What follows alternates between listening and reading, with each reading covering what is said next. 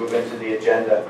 The first item, we have Dr. Phillips here, who, along with Kathy, they're going to review the special education budget items for us.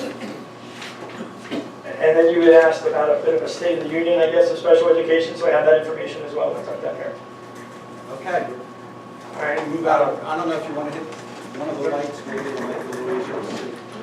So reviewing special education, I'm not going to insult and read every little thing, but it's programming. Okay. Special education 1200 series are all the 13 areas of diagnosing, and represents roughly 50% of the expenditure budget.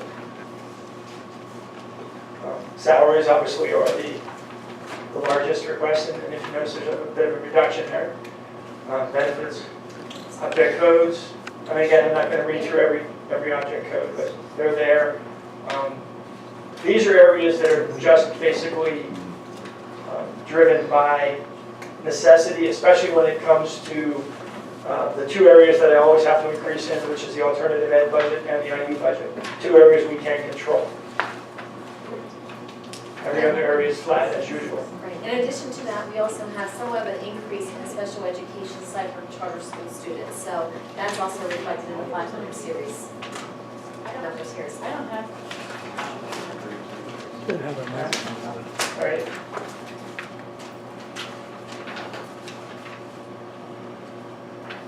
And then just gives you an example of the 13300 object code, which are the areas purchase educational services. Those are the payments to the intermediate unit. Again, those are the ones we can't control. Contracted services, we go through therapeutic pediatric services, and we're actually showing a $7,000 reduction this year, so we've saved a little money with them.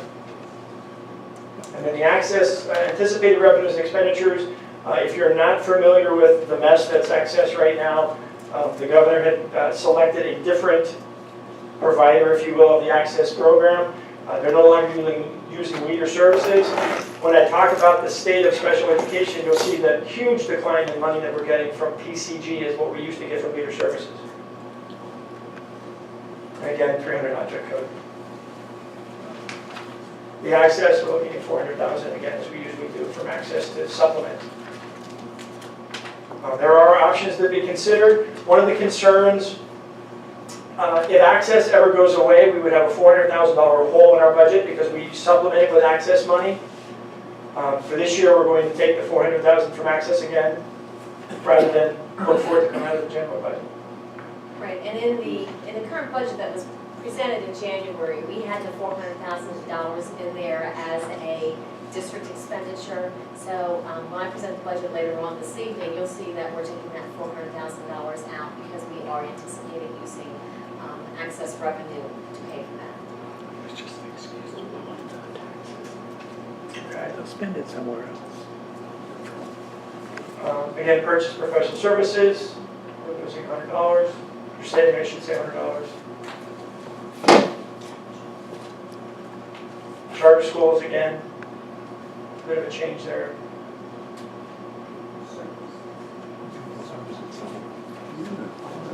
General supplies, again, as far as my budget goes, everything is flat. Now, there has been changes in account codes which show differences in figures. But again, the only areas looking for increase is the IU budget and the alternative ed budget. And just to let you know, in addition to what Dr. Phillips budgets under his cost center, all the other cost centers, which includes my cost center, includes the charter school payments for tuition, all the schools as well have special education dollars in their budgets as well. So that's why you're seeing total for the 1200s, including not only Dr. Phillips' cost center, but all across special education.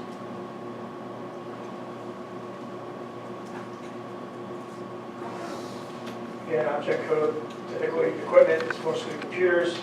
We use access to purchase assist detect devices, but that area is mostly computers.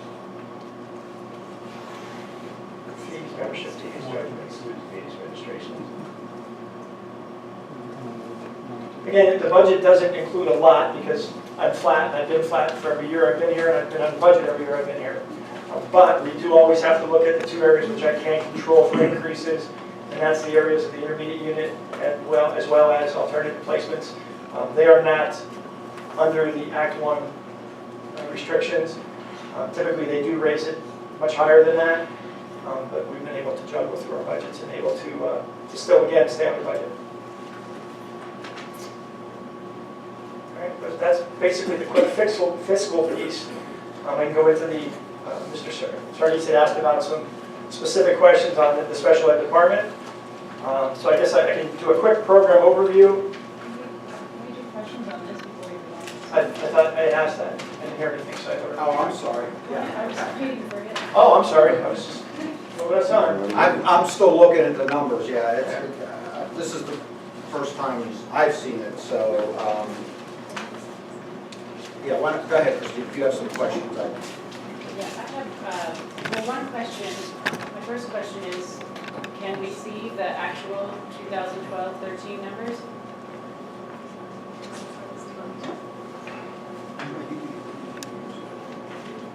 Yeah, that's been asked, I think, at every meeting with every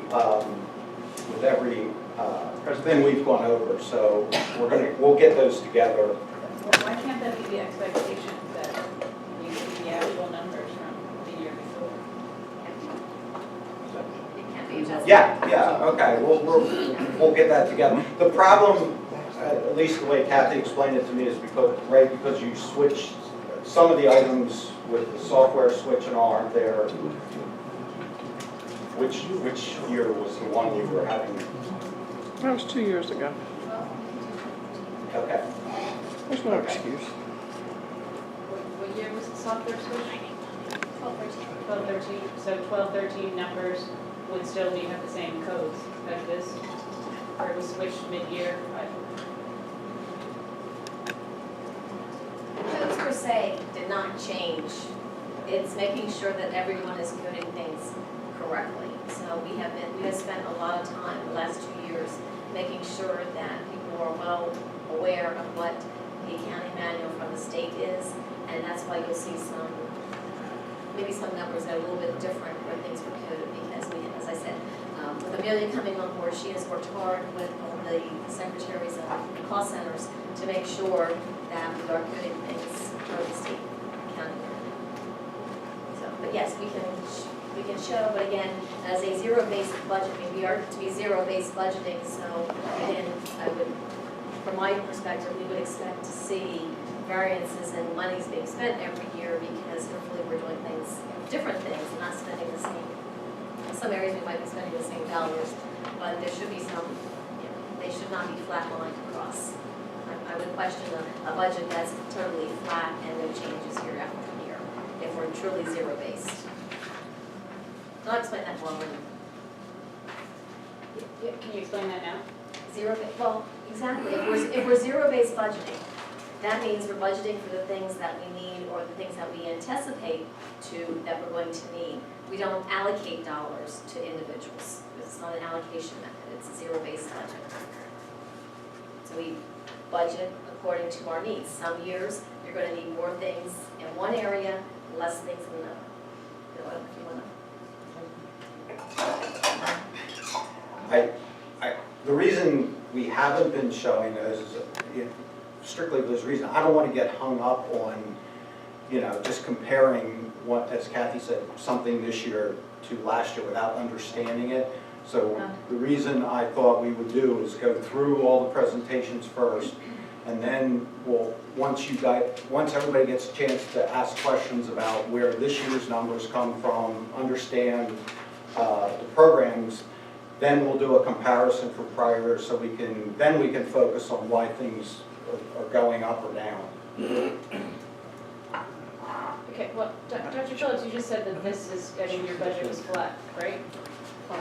Part of it is flat. What I mean by flat is I don't ask for increases in any other areas. I just, as Kathy said, when you have to move things around to make sure, I cut in some areas to make sure I have enough to fill it. But in Every year for 9 years. But every slide has an increase over the 13-14 budget. And that's the changes in, okay. Oh, that's And again, that's what Dr. Phillips is indicating, that he may have moved something from a 300 budget code to a 500 budget code. That would make the 500s go up and 300s come down. And also some of those increases, changes, if you look at the bottom line are changes based on what the schools are putting in for their portion of special education expenditures.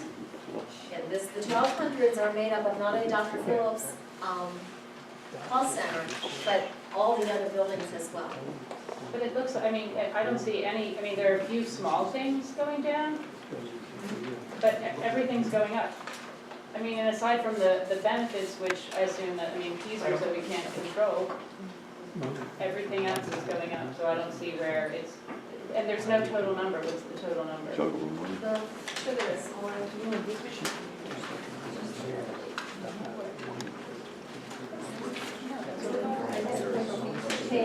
Yes. Right. 14, on the slide, the 300, 900 series, Mrs. Sherman. If you remember, you may, I separate my budget presentations into two areas. Salaries and benefits as one number, because that's outside of Dr. Phillips' accountability. And then we do the 300 to 900 series, which is operations, and you'll see there's total numbers for the budget. So it's going up 1.8 million. Right, and the 300 level, Dr. Phillips, when we discussed the 300, that's your professional services, IU. That's the area that we have to increase. Sorry. That's the area we have to increase because we can't control that budget number because the IU and the alternative ed people don't respect the tax limit. Okay, well, I'd like more information about that. About Well, that, I mean, if it's the IU, I mean, the IU tries to keep their, I don't think you're saying that the IU. what the IU does is they increase in certain areas and they drop it down in others. And unfortunately, most of the kids we have are in the areas that they're increasing, not that they're dropping. There's a 11% increase in one area. We have 4 kids in that group. So I've got to do some juggling to try and make that, but I don't ask for anything other than those 2 areas. And I'll make it work like I've done every year. Can I ask a question?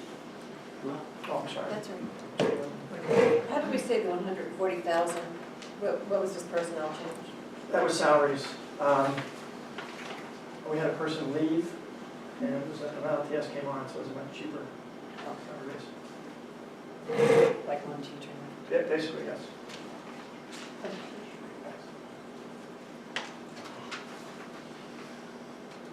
And the 500 pupil services, what is that again?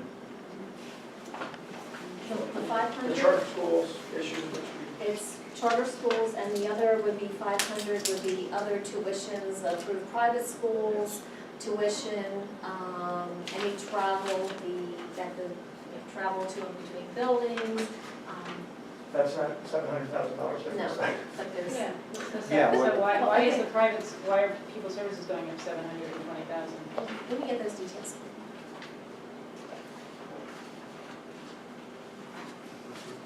You have the details Okay, on the I think, line.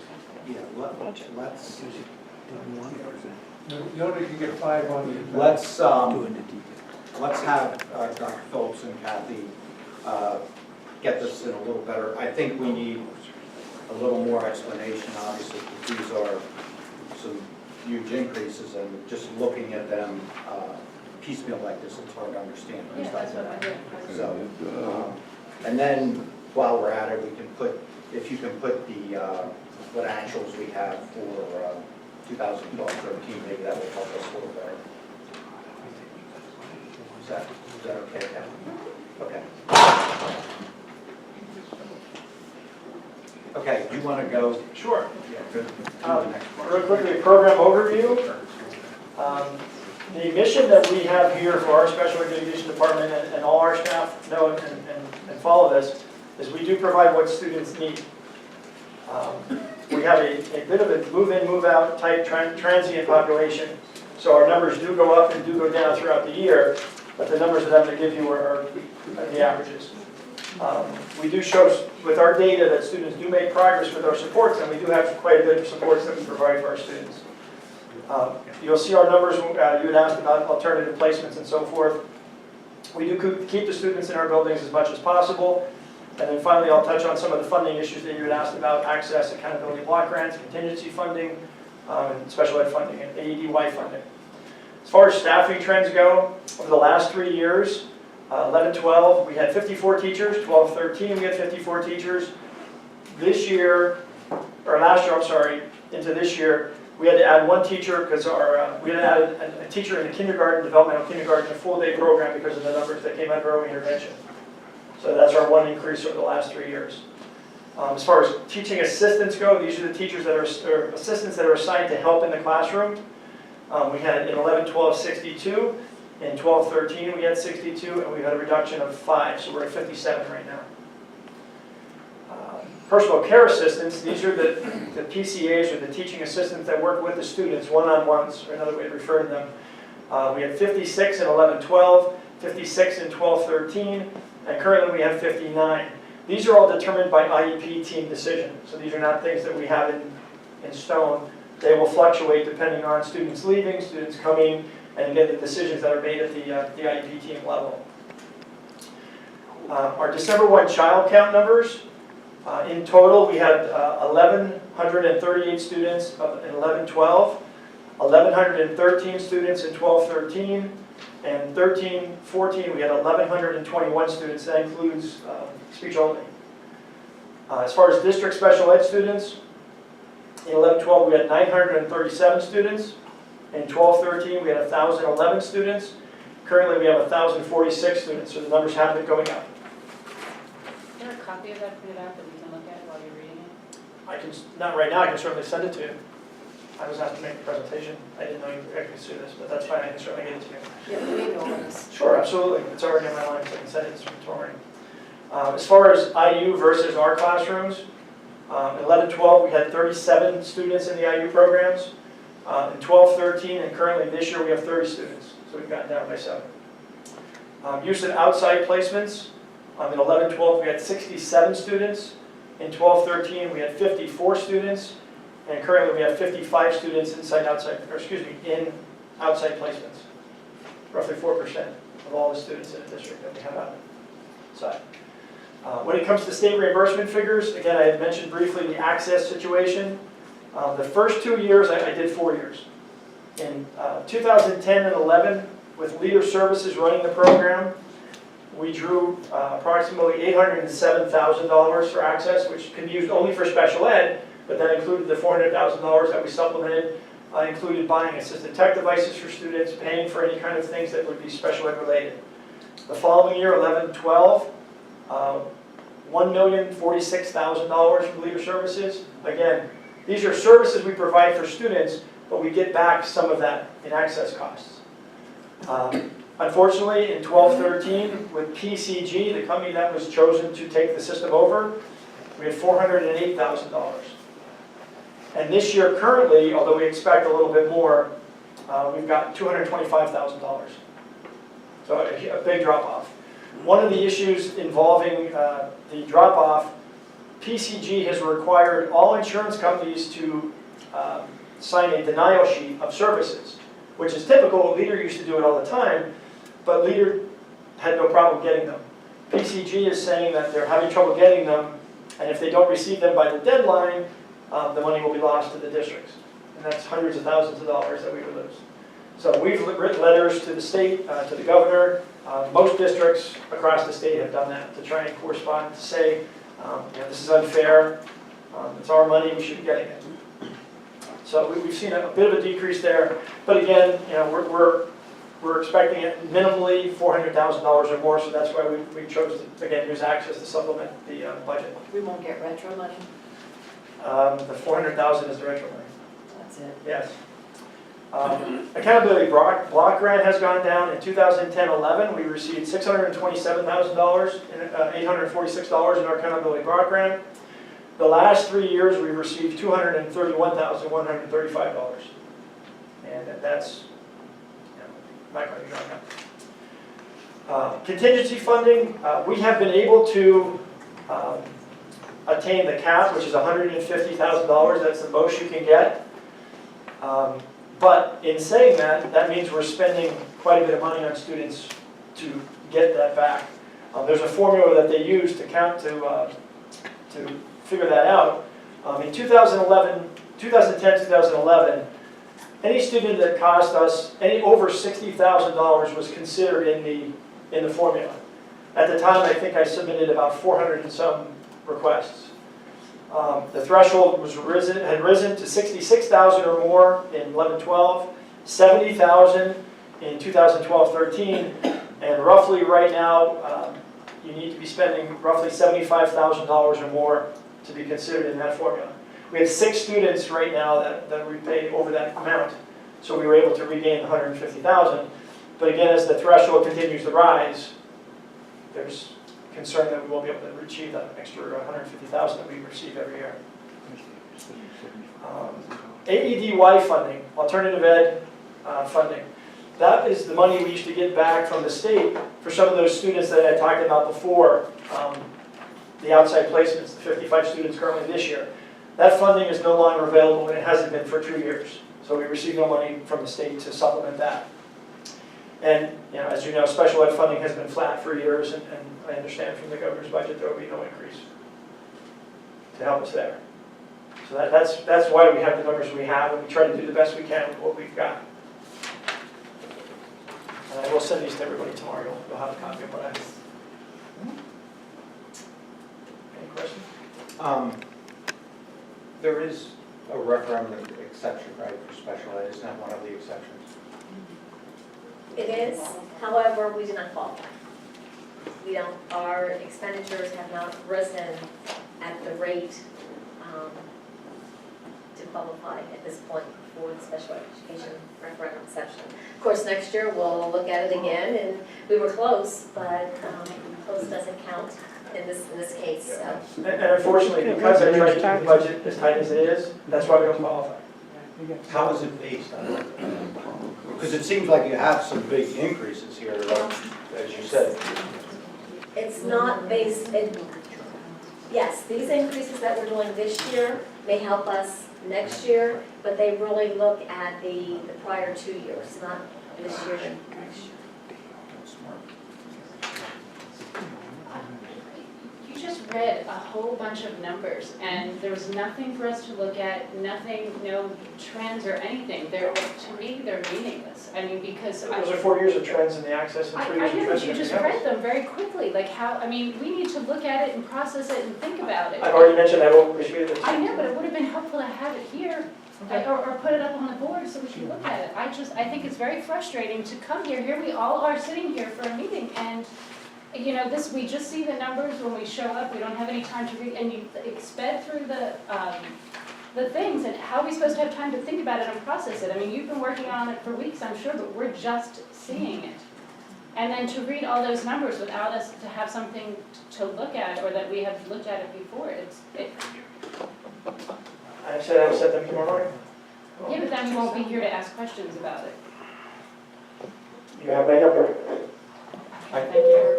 Could have Dr. Phillips come back at the next meeting for follow-up questions. Yeah, I sort of agree with Christina, that there's so many numbers here, and this one was especially, it just, I don't know, I think we need to do it again. We need to get these numbers in a little better order, first of all, maybe with some prior actuals, and then we might have to get Dr. Phillips back. I think when it's all put together, it probably, hopefully won't look as bad as these do, but maybe it will, I don't know. But we need to I agree with you, I can't make hide nor hair out of this, just the way it's put out now, so. So maybe, maybe you and I, Kathy, can talk about this, and we just get this in a different format or something, so. I understand that there are a lot of things that we can't control, but I mean, I think it needs to be put together in a way that we can look at it and say, okay, yeah, we understand this is the stuff that we can control, and with, all those numbers, just, have it so we can look at it when you're reading it. And I mean, we talk about how kids learn, I'm a visual learner. Thank you. Is there anything else or on this subject, or, okay. All right, well then, we'll follow up on that, and because you're gonna have a budget update later, and so maybe we can see where we can put that in the budget update. Okay, the second item on the original agenda has been postponed, the transportation review. To May, is that it? Okay. So then, item 3 is nutritional services grant request.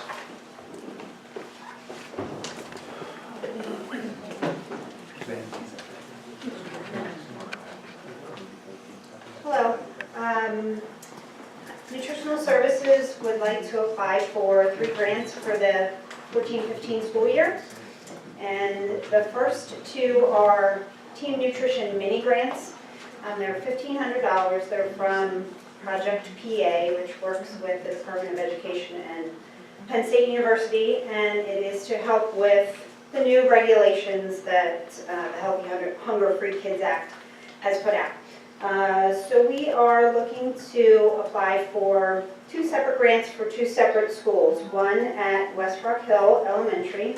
We'd like to apply for a small garden to test and see how we can grow our own vegetables and herbs in the garden. There's an outdoor courtyard right now at West Rock Hill that has 4 usable flower boxes. And the grant money will be used to convert those into small gardens, and we are looking to work with the kindergarten and first grade kids with helping tend to the gardens and plant the seeds and learn a little bit about where their food comes from. So that's the first one. The second one we'd like to apply for is at Dibler Elementary for an after-school cooking club. And we're doing all these to try and just test and see how they all look.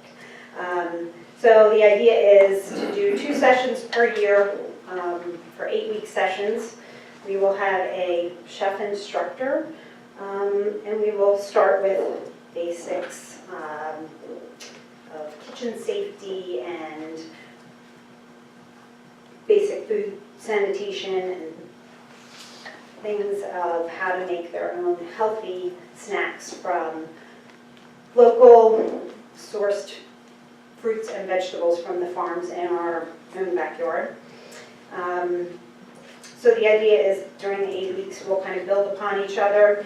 It's going to be for older children, grades 3 through 5, we believe. We can't have real small kids in the kitchen for safety reasons.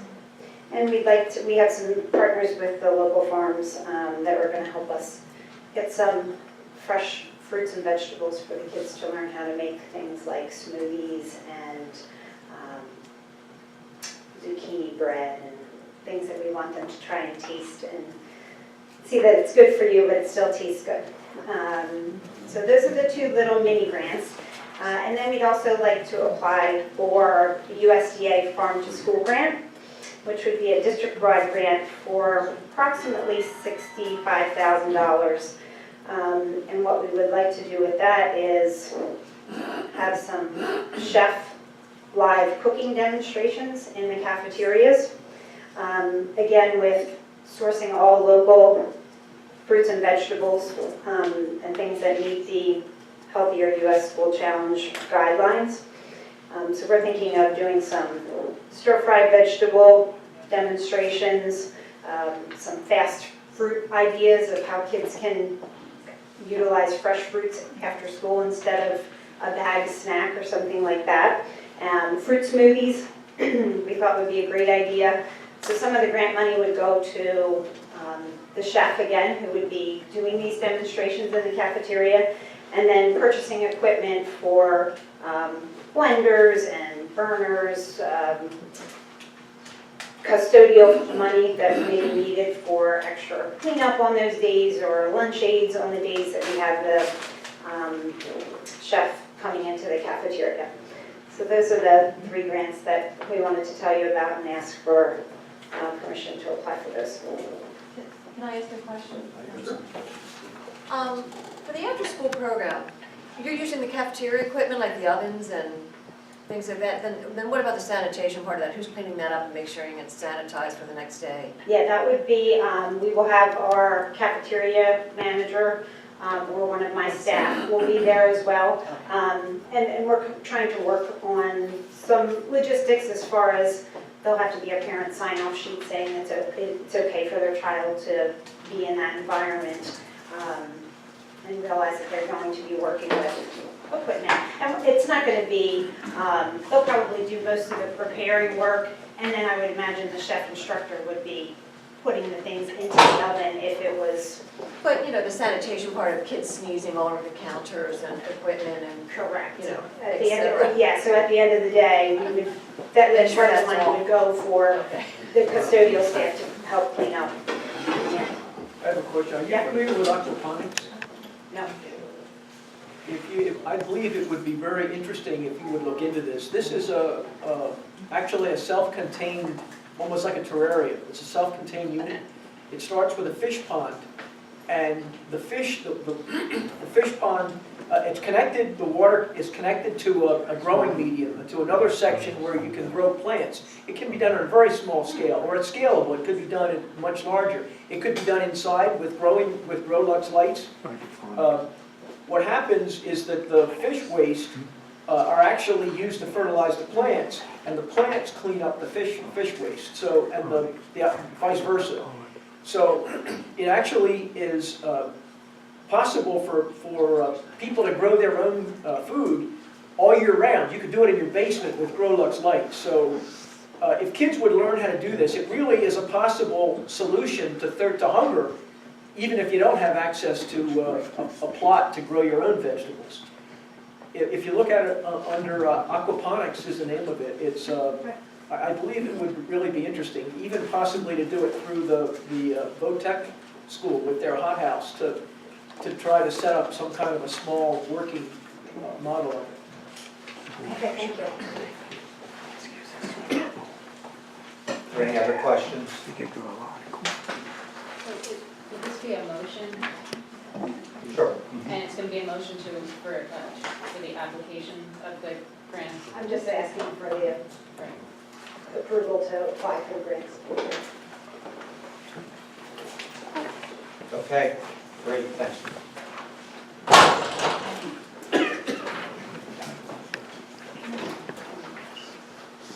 Okay, the next item is our contract review.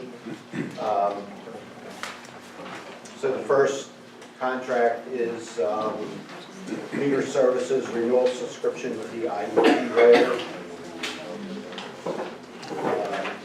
$16,515, children account meter subscription $3,526.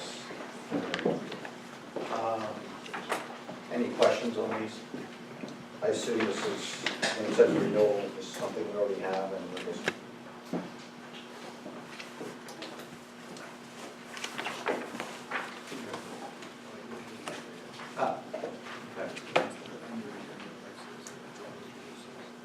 So this one's been reviewed by the system, okay.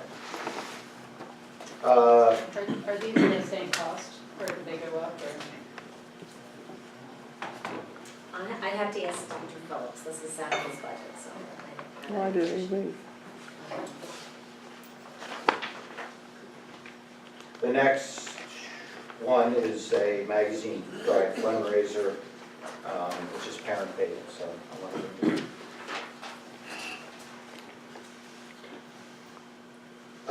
The next two are for educational services. I think this is the same ones we usually get, Education Inc.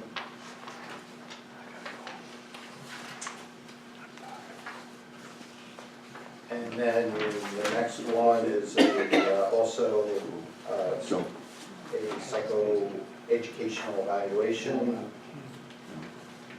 I believe.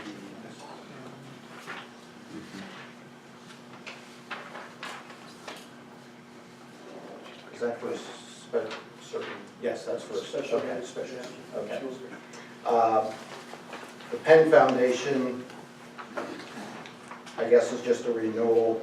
We do them every year. And then the last one is for choreography for the indoor 2014 season. So, did you correct that date on there? That was the one I think it was supposed to be 2014. Yep. Yes. Okay. Yes, we do. Yeah, no, this should be 2014 on the April 12th, it says. So does anybody have any specific questions on any of those?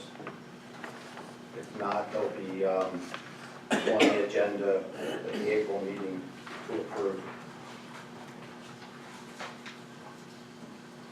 Okay. I have a question, because the choreography, which budget does that come out of? It says school-sponsored activities. All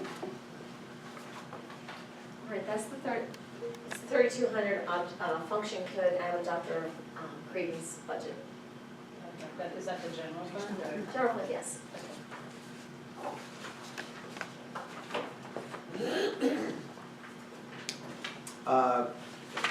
The next item, IDEA section 619, 2013, 14 funds. Do you want to explain that, Kathy? Or?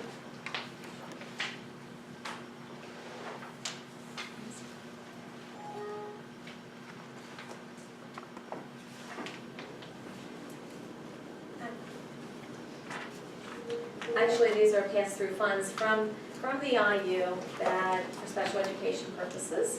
Again, this, Dr. Phillips, many of these things are for early intervention. We must accept and give the IU a budget.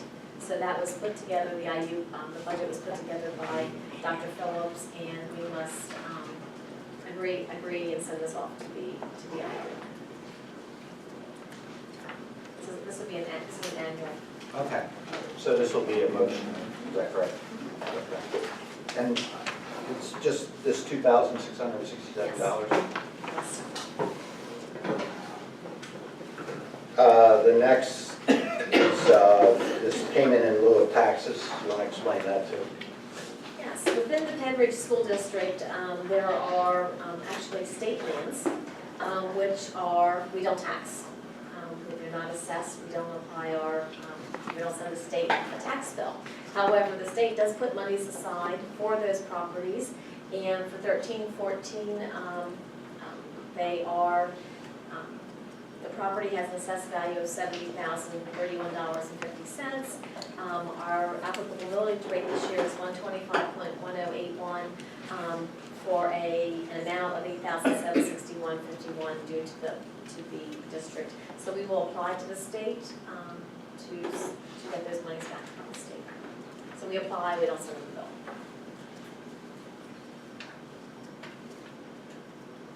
Do we have to take any action on that too? Well, it does require a signature by the superintendent and the school board and the school secretary, so I would think we'd want to Okay. make a motion. All right. The next item on the agenda concerns auditor RFPs. We also decided this year to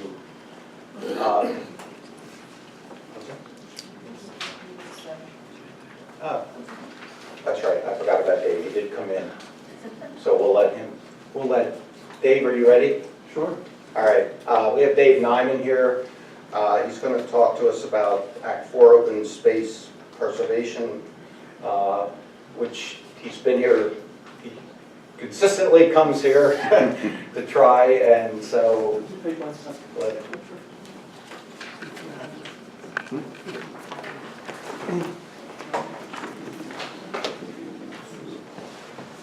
Thank you, Mr. Smith. Thank you, Mr. Solis.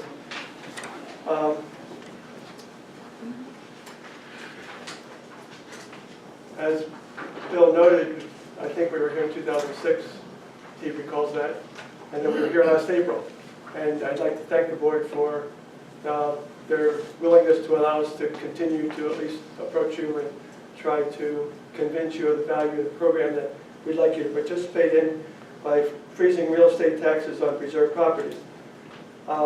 I'm an elected supervisor in East Rock Hill Township, and actually I'm representing the elected supervisors in East Rock Hill, West Rock Hill, and Bedminster at tonight's meeting. As reported last April, the local municipalities within the district with large parcels available for development have made a significant stride to preserve these parcels, primarily with the intent of preserving the quality of life to which many of us have become accustomed in Pennridge. But more importantly to the district, significantly reducing the possibility for large residential development and the resulting school facilities that they would require. A concern which was reiterated at the community summit meetings this past year that the district conducted. We're reaching out again, as we did in 2006, seeking additional incentives for the program to convince the remaining holdouts of the value of preserving their property. As a review, and I believe that you should have, I sent a Act 4 summary sheet, well, in addition to the one I just passed out.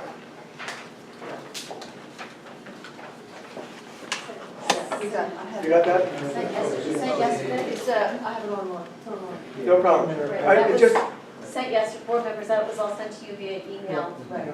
I did not print it out for you. no problem. I just wanted to review that in order for the tax freeze to take place on preserved properties, local municipalities have to pass an ordinance, Bucks County has to pass an ordinance, and the school district has to pass a resolution.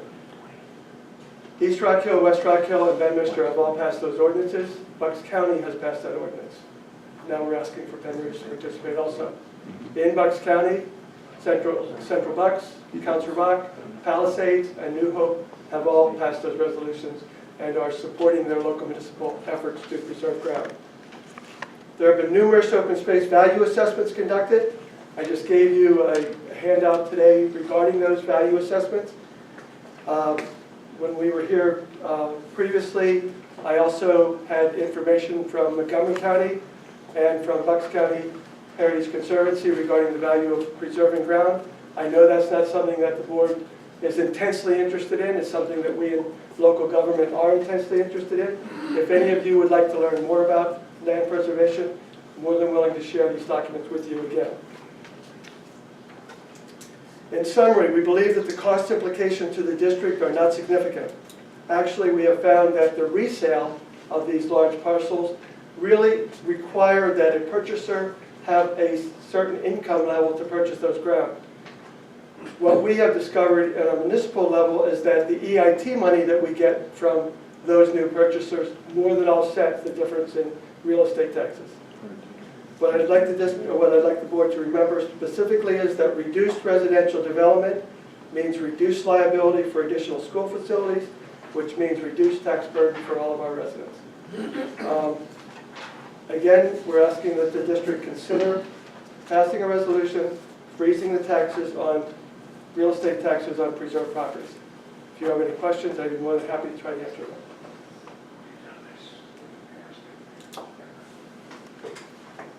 So it's just, you said it's Bedminster, At this point in time, it's Bedminster, East Rock Hill, and West Rock Hill. And Mrs. Johnson has received, actually I believe last April when we were here, I gave you all copies of the preserved properties in those three municipalities. Mrs. Johnson has been reviewing those for the past year, and that's why we're back, and hopefully you're willing to work with us on that project. Is this, this resolution that we got? I may have given you a sample of that. Actually, our solicitor has rewritten one that would encompass the changes. I mean, you had provided a sample what was prior to the changes that were made in the law, so he provided another resolution that took into consideration and also left it open for other municipalities if they would determine. So it's kind of an open-ended resolution that would encompass. No problem. I was just trying to supply you with whatever information I could to make it simple so you didn't have to incur any additional solicitor fees.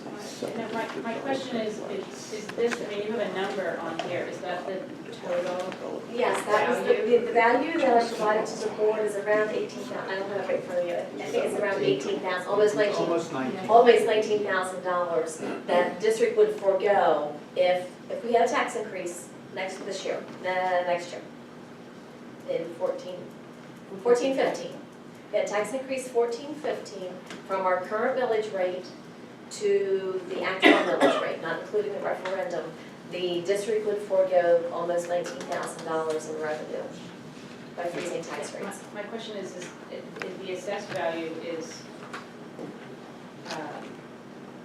7 million, right? So is that's all of the preserved That's the land? reserve property value, yes, And that's just in those 3 townships? that's correct. What is the value in the other townships? Well, they don't- Because if you're leaving I it don't open-ended, We wouldn't know that because they don't have any preserved properties at this point in time. They haven't passed a resolution. they don't have any preserved properties. No, that would fall, no, I because wouldn't say that they don't have any. that fall under No, the, they they don't have have a not resolution. Participate in the tax Freeze. freeze Right. program. Hilltown does have some preserved properties. Hilltown has not passed an ordinance.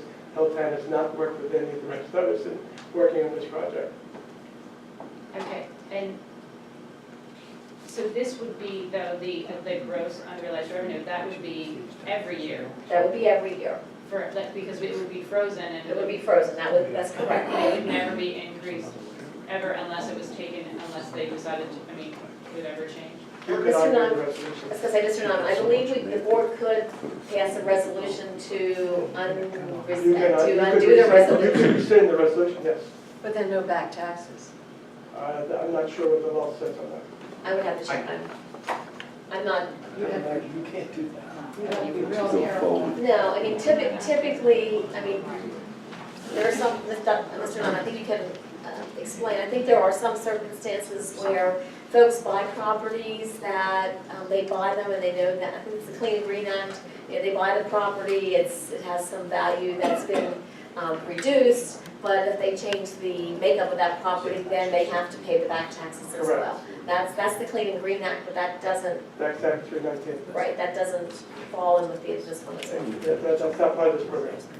So These properties are permanently preserved. There is no manner in which they can undo. We have purchased, paid for the development rights on these properties, so that you will never have houses on them. And we'd like you to help us continue to do that, because it's a value to you as well as to us. we've been kicking this around since 2006. I think it's time to make a decision here. Well, it's not that we made the decision not to do it. I mean, in those past years, I think now it's being presented again, and we have a different board, so, Mr. Nyman, we invited him, or he asked to come back, so now that we have a different makeup of the board, we can take a poll again if we want to do it or not. That's what he's asking, so. What happens if there's more property purchased? Would that have to have a separate resolution? No. It would just be No, covered? once we pass the resolution, any new properties that would come into the preserve would automatically have their taxes frozen. Okay, And you're not losing tax funds, you're just not getting additional. We're just not getting. right, so we would, what is the, do we have the acreage, is that? I did not include that. That was all given to you last Right, week. I did not I can include give it that. to I you wasn't again. on the board last I week. apologize. I apologize. I'd be more than happy to get it. In fact, Mrs. Johnson has it.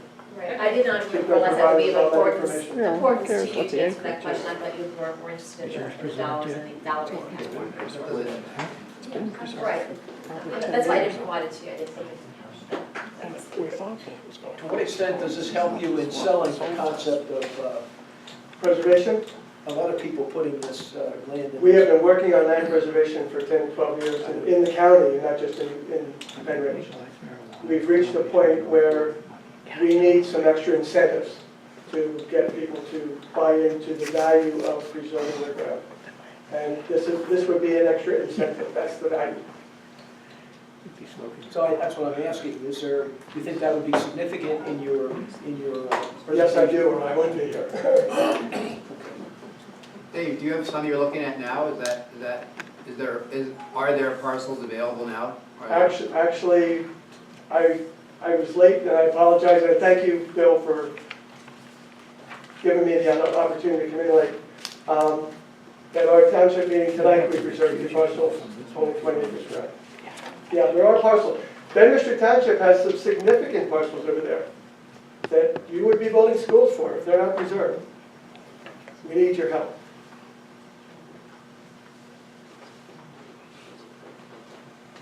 Any other questions for Snyder?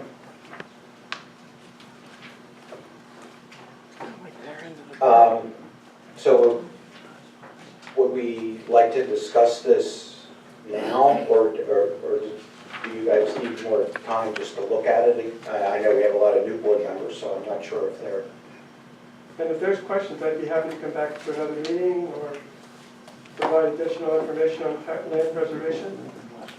Is this, I guess, the timing of this...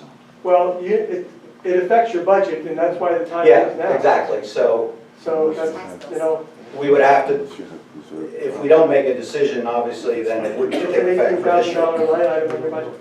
Yeah. When could we do it again? Like we want to just zero in on this? But it's kind of a big deal. That 18,000 is at 2.1. You're basically saying we're not going to collect this money, but you know the other side of the argument is worth hearing too. Well, and the other side of the argument is, as these properties change hands, you've got to have a purchaser with a certain income. You're going to pick up the money in earned income tax. I'm telling you, you are. I just don't know if we're like we came ready to talk about it tonight, or is it that simple? You know, You're not going to buy some of these farms for what Yeah, just- people are living on for now. I'm sorry. I'm sorry. Just consider the cost of redistricting and rehabbing these schools to put additions on, and I don't know, I think that all needs to be considered in this for a lot more than 18,000. I agree. Didn't we spend 70,000 just to bus kids the last time for the redistricting? You mean when we add, when When we new redistricted development- and he grandfathered in the siblings, and I think we were busing people back and forth, and I thought the price, I think the price tag on that was about 70,000. Maybe, I'm not sure. Okay, well, why don't we do this? Why don't we sleep on it? And let's put that on, let's put the discussion on the next finance meeting agenda. Is that all right, Kathy? Is that all right with everybody? You're certainly welcome, Dave. I don't know that you have to, but it's up to you. Thank you. I appreciate your time, really, very much. All right. Thank you. Good luck.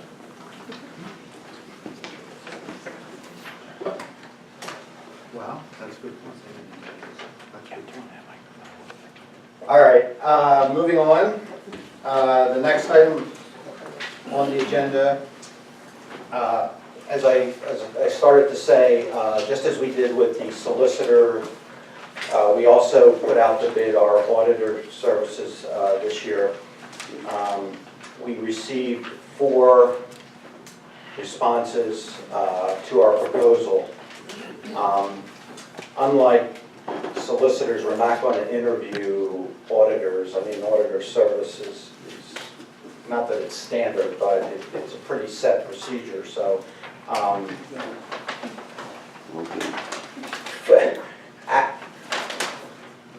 of the 4 proposals, one of them was our current auditor, Mally. One was, the actual cheapest one was a firm up in like the Pocono area, which on my research, seemed like a one-man firm. It just, I'm not comfortable with that size of a firm doing our audit. They were the cheapest. The second in line then was Mally, and then there was 2 others, which were probably about $5,000 or $6,000 more. I would recommend that we retain our current auditors, Mally. I believe it was a 3-year proposal for $20,500 a year, which I believe, Kathy, you said is a little less than we actually paid, right? It's $1,000 less than what we paid last year, and they also held their prices last year as well, from the prior year service. Right, so we did at least get some advantage maybe of going out to bid. Is there any questions from board members on this, or? The same one they had before. Okay, so I think then at the next board meeting, I would like to recommend that we retain Malley. It was a 3-year bid for $20,500 for our audit.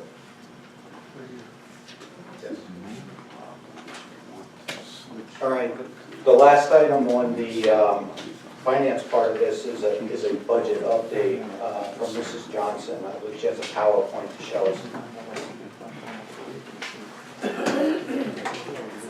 Sure.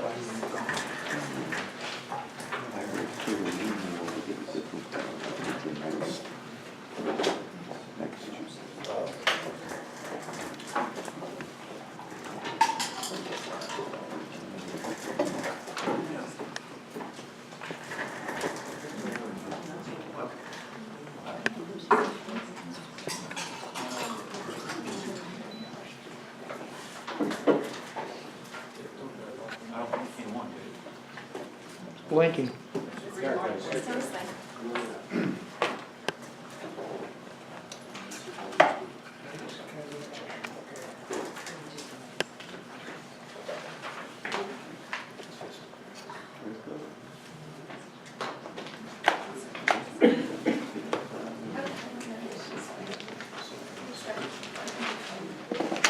Okay, this is,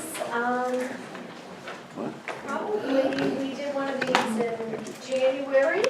So this is an update to January. It's in the same format that we did in January. Just a couple things. Current status, we are continuing to review both as a cabinet and administration areas to reduce or improve the numbers in the budget. Again, all options are still available to the board. No decisions have been made at this time. I am announcing that we did receive approval from PDE to use the PSERS referendum exception. And the Act 1 increase alone would provide us with 2.6272 mils. The referendum exception would give us approximately 1.8874 mils for an approximate millage increase of 4.5146 mils. The additional millage generated by the referendum exception is 1,114,804. And with the referendum exception, there is a limit that if we go up to the, and again, because our millage, not our millage, but our assessed values may change between the time that I submitted the request to the state and the time that we have our final assessment numbers. I cannot increase the millage for the referendum exception that would increase any additional dollars beyond the 1.14804. So if my assessed values go up, then the millage to get to that $1.1 million would come down. So again, these are the numbers based on the assessed values that were presented to the state back in February. Again, I just want to give an example here. Last year, our median assessed property value was $35,000, and based on the Act 1, not the Act 1 index, but the Act 1 index and the referendum, a homeowner would see a maximum $158 increase if we went to the referendum exception and Act 1 limits. This is the tax mill history, and I have this broken down into 2 parts. Mr. Sarniso and I worked on this together so that hopefully between the 2 of us, we present a clear picture here. But I did think it was important to give some historical options here. The top row, beyond on top of the green line, is actual. So 2010-11, we increased, had a tax increase of 2.9%, which was the maximum Act 1 index that year. That generated an additional 3.4669 mils. And again, looking at that, a median assessed value of $35,000, we're making the assumption it was the same for every year. That was a $121 gross increase for taxpayers.